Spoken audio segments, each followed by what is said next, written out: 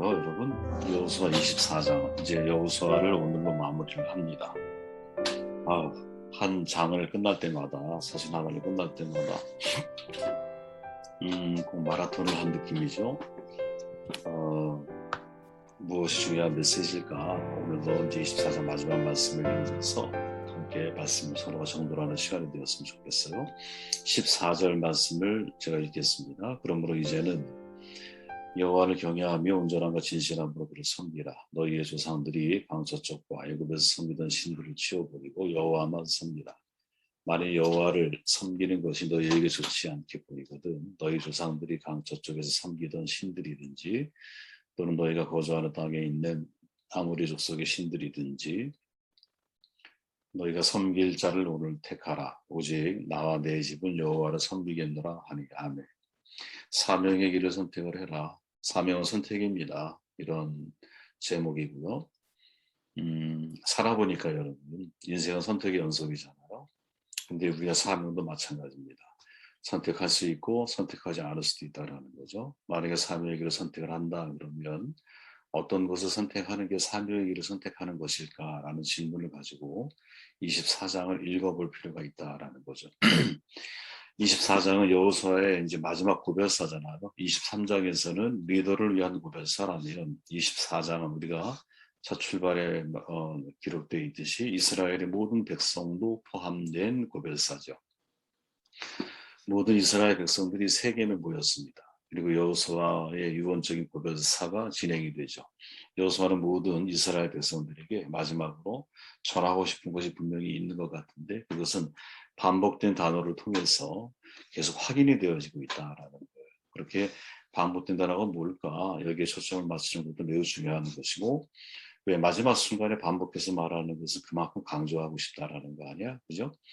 그 강조점이 무엇일까를 생각하면서 말씀을 묵상하면 훨씬 더 우리가 이해하는 데 도움이 될 거라고 저는 생각을 합니다.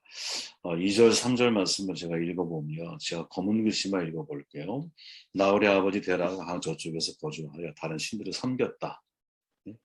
그리고 내가 너희 조상 아브라함을 강 저쪽에서 이끌어내어 가나안 온 땅에 두루 행하게 하고 그의 씨를 번성하게 하려고 그에게 이삭을 주었다.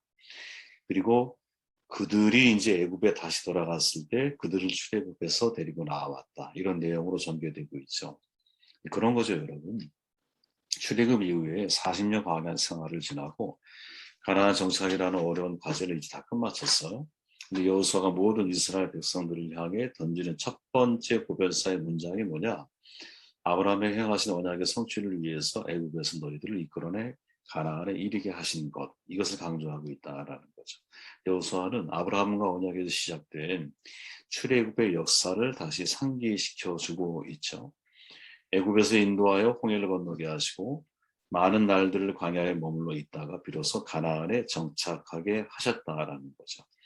1절부터 13절까지의 내용이 바로 이 내용입니다. 그리고 15절에서 뭐라고 말하냐면 너희가 섬길 자를 오늘 택하라 이렇게 명령을 하죠.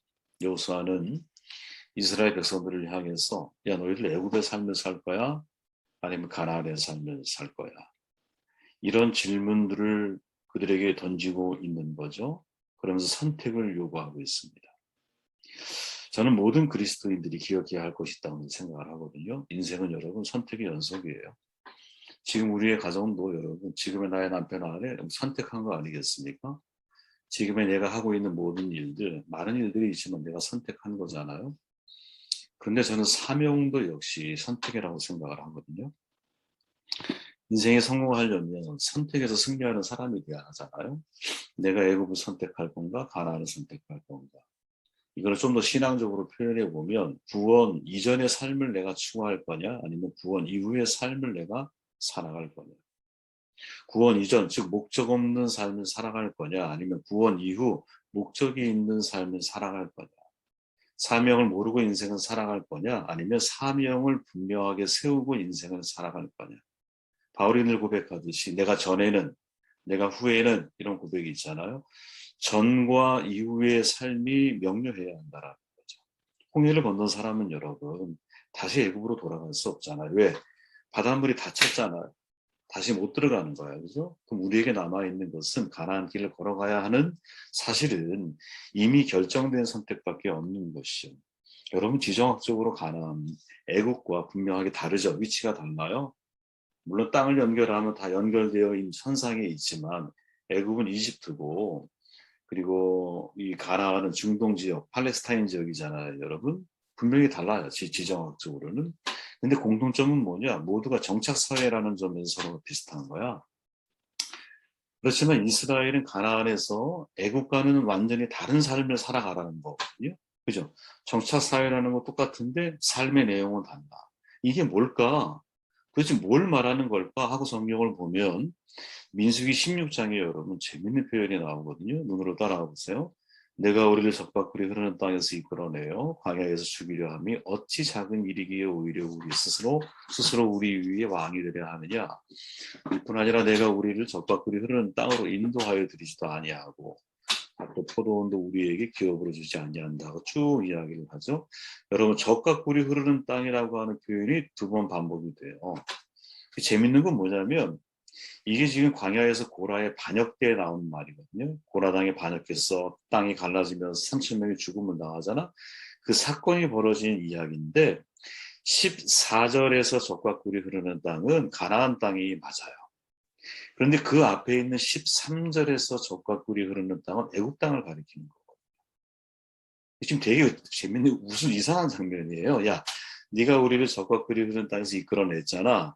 그런데 왜 적과 꿀이 흐르는 땅으로 우리를 인도해 가지 않아? 이 말이거든요. 지금 이 사람들, 이 말을 하고 있는 사람들은 적과 꿀이 흐르는 땅이 애국이라고 생각을 하고 있는 거예요. 그리고 모세가 그와 비슷한 적과 꿀이 흐르는 땅으로 우리를 인도해 줄 것을 기대하며 하는 말인 것이죠. 그러나 여러분 한번 가만히 생각해 보십시오. 애굽이든 가나안이든 적과 꿀이 흐르는 비옥한 땅이라고 말하기가 쉽지는 않거든요. 여러분 애굽도 나일강을 주변에서만이 풍요로운 비옥한 땅인 거지 여기를 벗어나면 사막 지역이잖아요. 여러분. 에집트 혹시 가보신 분들 있으면 아실 거잖아요. 그죠? 그리고 가나안 역시 여러분 중동 지역 아닙니까? 비옥한 땅이 왜 없어? 있긴 있어요. 하지만 거의 대부분의 땅은 황무지와 광야 땅인 거죠. 우리나라를 기준으로 놓고 볼 때 결코 거기는 비옥한 땅이라고 말하기가 쉽지 않다라는 거예요. 그렇다면 자 이스라엘 백성들 사이에서 그들이 생각할 때는 애굽이 적박불이 흐르는 땅이야. 그리고 광야를 지나면서 왜 우리를 적박불이 흐르는 땅으로 인도해 가지 않아? 이렇게 말하고 있는 이 사람들을 향해서 모세는 정말 뭐를 말하고 싶을까? 그러니까 가나안 땅이 어떤 땅이라고 우리에게 이야기해 주는가? 가나안이 어떤 땅이기에 적박불이 흐르는 땅인가? 이게 성경에 있어요. 그게 신명기 11장이에요.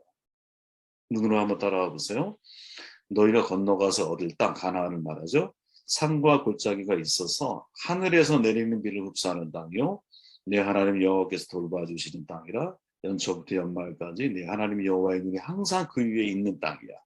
내가 오늘 너희에게 명하는 내 명령을 너희가 만일 청종하고 너희 하나님 여호와를 사랑하고 마음을 다하고 뜻을 다하 섬기면 여호와께서 너희들에게 이른 비 늦은 비를 적당한 때에 내려주시는 땅이라는 거죠. 여러분 이 말씀을 가슴속에 새겨야 됩니다. 말씀드렸듯이 애국과 가나안은 여러분 제가 볼 때 큰 차이가 없어요. 네. 비옥한 땅이 어디든 있지요. 그러나 그 지역을 벗어나면 다 황무지 같고 광야 같은 땅들이에요. 여러분 가만히 생각해 보십시오. 그래서 출애굽한 이스라엘 사람들은 오히려 적과 꿀이 흐르는 땅은 애굽 땅이라고 말하는 거야. 우리로 얘기하면 내가 예수 믿기 이전의 삶이 훨씬 더 행복하고 편안하고 왜 나를 제재하는 게 없잖아요. 내가 내 인생에 옳은 대로 살아가면 되는 거 아니야.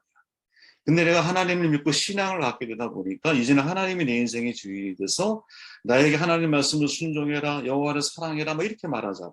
이게 얼마나 사실은 괴로운 일이야? 그런데 모세는 뭐라고 말하느냐? 가나안 땅은 하늘이 비를 내리며 땅을 흡수해, 땅이 흡수가 돼. 그러니까 물이 없는 거야, 겉에. 그러면 이 땅에 농사를 짓고 이 땅이 기름지려면 어떻게 해야 돼요? 모세가 이야기하죠. 이른 비, 늦은 비, 적당한 때에 비를 내리게 하시면 되는 거야. 그게 무슨 말이냐? 애굽 땅은 여러분 내 자력을 가지고 살아가는 땅이라면 가나안 땅은 내가 하나님을 사랑하고 하나님의 은혜에 의해서 살아가야 할 땅이라는 거지. 그렇게 사실은 이 말씀 출발 자체가 여호수아가 던져주고자 하는 너희들이 오늘날 여호와 어떤 신을 섬길 건지를 선택해라 라고 하는 이 말 속에는 우리가 이 세상 정착 사회에 살아가는 거 맞아요, 여러분. 근데 이 땅을 살아가면서 내가 자력으로 인생을 살아갈 거냐, 아니면 하나님의 은혜가 나에게 묻어있는 인생을 살아갈 거냐. 여호와께서 돌봐주시는 땅이라 하나님의 돌보심이 있는 삶을 내가 살아갈 거냐, 여호와의 눈이 항상 그 위에 있느니라 하나님이 나를 지켜보고 계신다라고 하는 믿음을 가지고 이 세상을 살아갈 거냐.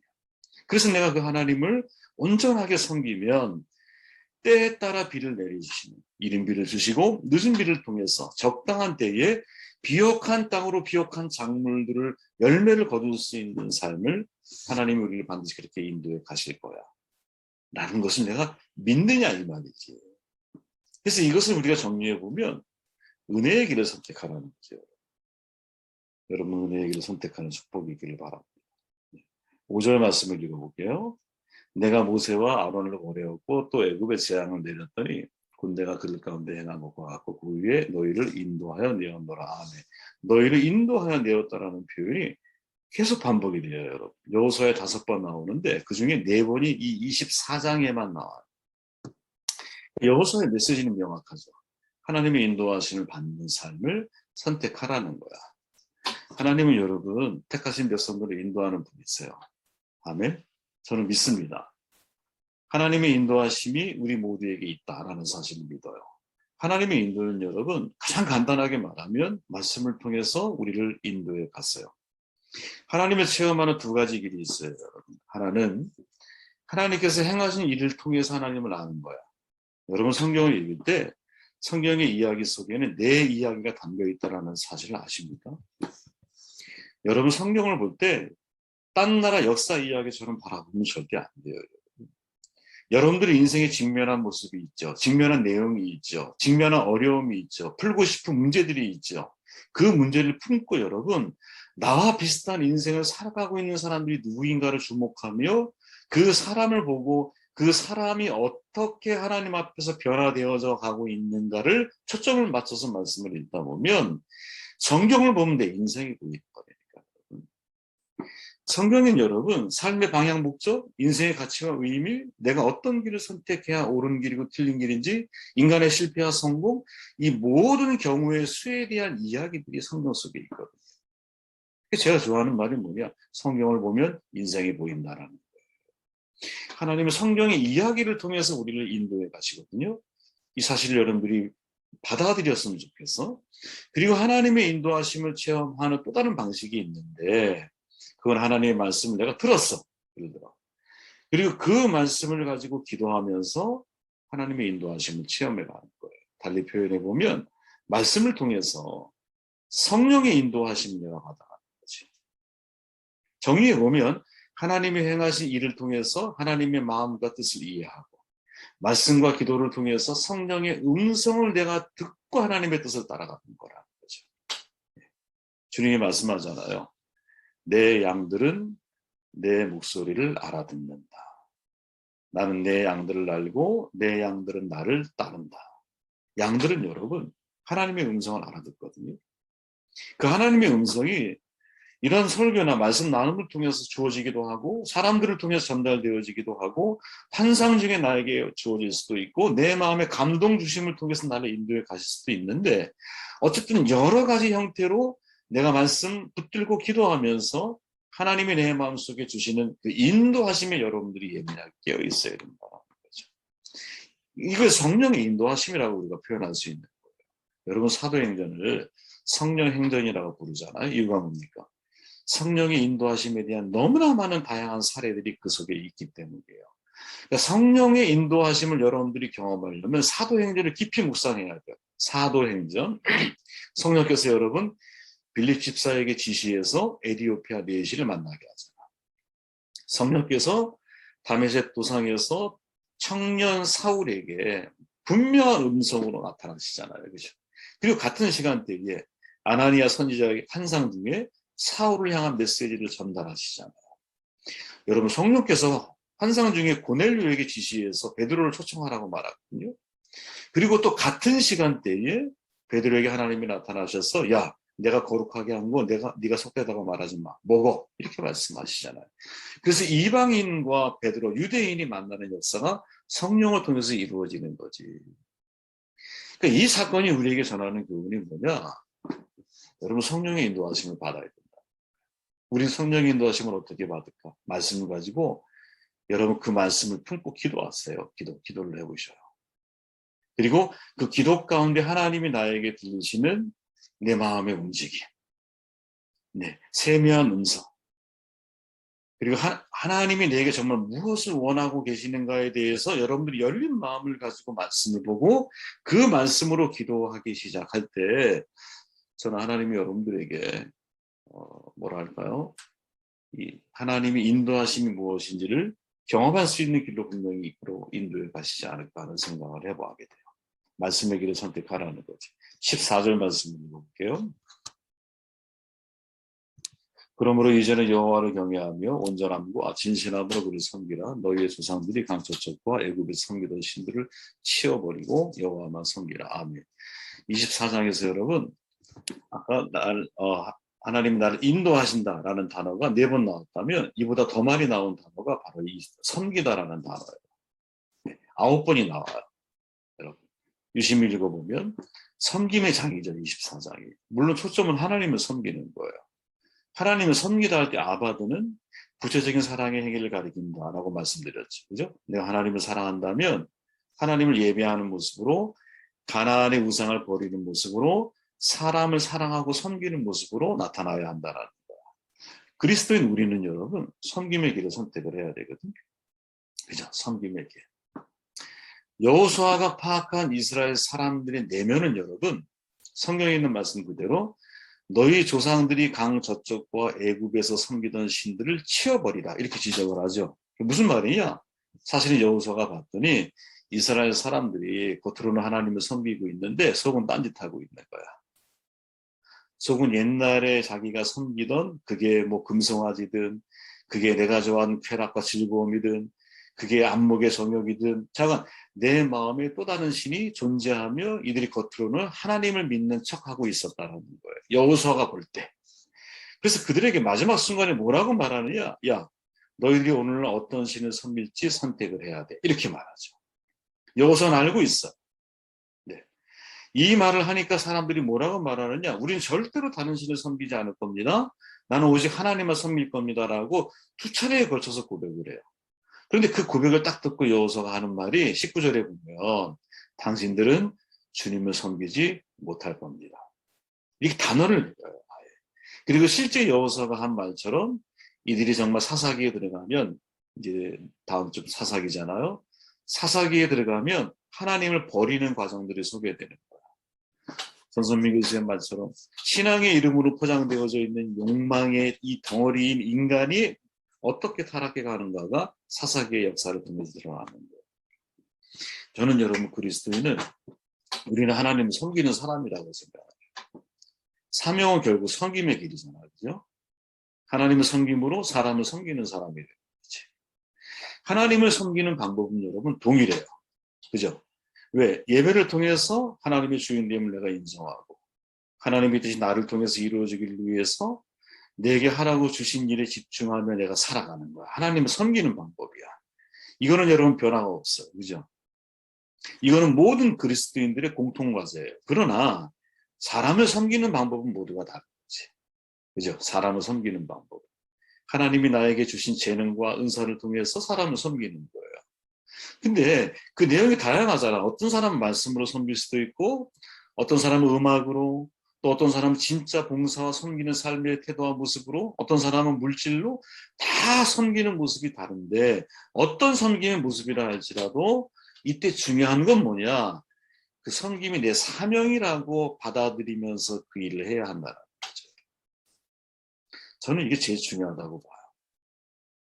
디아코니아, 섬김이란 말이잖아요. 이 말 속에는 종의 개념이 들어있어요. 사명자는 종인 거예요, 여러분. 내가 왜 사명 감당하는 걸 싫어하느냐? 종이 되기 싫기 때문인 거예요. 사실 근본 원인을 파고 들어가거든요. 종은 여러분 권리가 없잖아. 의무만 존재하잖아. 그러니까 권리가 없고 의무만 존재할 때 의무에 더 충실하게 살아가려고 하는 삶의 자신을 갖는 것, 이게 섬김의 뼈대거든요, 사실은. 그래서 대부분 사람들이 섬김을 선호하지 않는 이유가 뭐냐면 종이 되는 것이 싫은 거지, 종이 되는. 그죠? 그러니까 진짜 우리가 어떤 은사와 재능이 있든 섬김의 길을 선택할 수 있으려면 내가 종이라고 생각하고 살아야 돼, 출발. 이게 안 되면 여러분, 고통스러운 거예요, 사명의 길은. 보네포 목사가 말하잖아요. 부름과 따름과 고난은 하나입니다. 하나야, 하나. 부르심 속에 내가 하나님의 종으로서의 사명이 있잖아, 그 속에. 그죠? 내가 주님을 따르려면 자기를 부인하고 나를 따르라고 말씀하시잖아요. 그리고 그 길은 넓은 길이 아니라 좁은 길이잖아요. 이 세 단어는 한 문장이라는 거지. 하나야, 하나. 근데 우리는 그게 어렵기 때문에 사명에 대해서 나도 모르게 한쪽은 찔끔 감고 인생을 살아가는 사람들이 많은 거예요. 오늘은 4가지인데 마지막 빨리 정리할게요. 15절 말씀. 붉은 곳이만 제가 있습니다. 너희가 섬길 자를 오늘 택하라. 오직 나와 내 집은 여호와를 섬기겠노라 하니. 아멘. 여호수아의 백성들에게 당신들이 섬길 신을 선택하라고 딱 명령한 이후에 자기 고백을 하는 거예요. 이제 어떻게? 오직 나와 내 집은 여호와를 섬기겠다, 이렇게 선언을 하죠. 아주 대단히 주목해야 할 말씀입니다.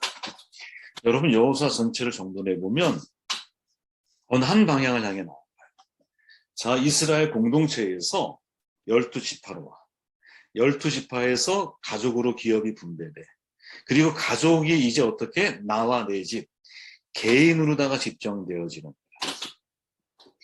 여러분, 여호수아를 읽을 때 신명기 역사서라고 됐잖아요. 신명기 역사서는 뭐냐면 바벨론 포로기가 진행되기 바로 직전 전후에 북이스라엘이 멸망을 해가잖아, 아수르에 의해서. 그 다음에 이제 남유다 역시 힘들고 어려운 상황에 직면하게 돼.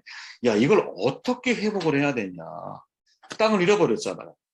왜? 점령당했으니까, 포로로 다 잡혀가 버렸으니까. 그럼 다시 가나안을 회복하려면 어떻게 해야 할까라고 역사 기자들이 질문하면서 여호수아에서 마지막 내리는 결론은 뭐냐? 각 개인이 하나님 앞에 신앙으로 서는 게 중요하다는 거지. 그러니까 거꾸로 가야 되는 거예요. 각 개인이 자기 신앙으로 서고, 가정이 믿음의 가정으로 세워지고, 지파가 서로 형제로 하나가 되고, 공동체 전체가 하나님을 지향할 때 하나님이 무엇을? 가나안을 우리 가운데 회복시키실 거야. 이렇게 말하는 거지. 출발이 어디예요? 각각의 개인이에요. 여러분, 홀로 선 사람이 다른 사람을 돕는 거예요. 그죠? 내가 앉아있는데 어떻게 앉은 사람을 이렇게 세웁니까? 내가 건강해야 병약하고 힘든 사람들을 도울 수 있는 거지. 먼저 홀로 선 사람이 되어야 하는 거지. 근데 이때의 홀로 서기는 여러분, 하나님 앞에서 홀로 서는 거거든요. 하나님 앞에 단독자로 내가 서야 한다는 거예요. 보레포의 말처럼 하나님 없이 하나님 앞에서 하나님과 함께 살아가는 내 개인의 신앙의 힘을 길러야 하는 거거든요. 목사가 없으면 신앙생활을 못해. 여러분, 잘못된 겁니다. 목사가 없으면 사명이 무엇인지 고민도 안 해. 완전히 잘못된 겁니다. 내 신앙이 기생신앙으로 살아왔기 때문인 거거든요. 여러분, 여호수아는 철저하게 공동체에서 12지파에서 각 가정에서 마지막으로 여호수아가 고백하는 내용을 보면 나와 내 집인 거야. 내가 우선인 거예요. 이거는 여러분, 내가 하나님으로부터 독립되는 걸 말하는 게 아니라 하나님을 향해서 독립이 되어져야 된다는 거예요. 무슨 말이냐?